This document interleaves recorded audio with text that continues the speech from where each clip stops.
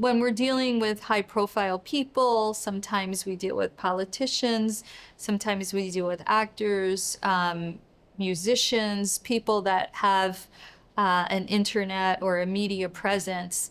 They always come to mediation. There's no doubt about it. And it makes the most sense. Nobody wants their stuff. Nobody wants, as a client said to me, and forgive me, the inside of my toilet. Nobody wants their badness to be out there where somebody else can find out about it, especially if I'm somebody who has a public presence, especially if I am the politician, the actor, or somebody that has a reputation that can affect my business in the future. The last thing I want is to have my personal life in a record where somebody else will have access to it.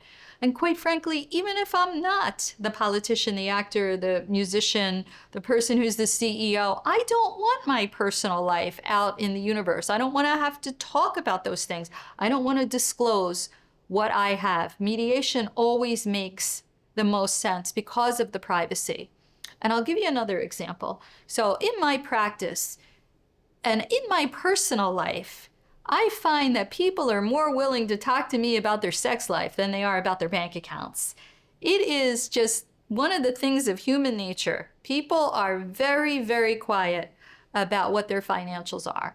There is no circumstance in which I would want my financials or my sex life talked about in an open public courtroom, or to be cross-examined about it, or to have to answer questions about it, or to have it on a record, where a law clerk who's all of 24 years old and just got out of law school might have access to it, where a court clerk who has no loyalty and no privacy and no particular, reason why they wouldn't talk about the fact that some celebrity politician, musician was in court today. And guess what they said?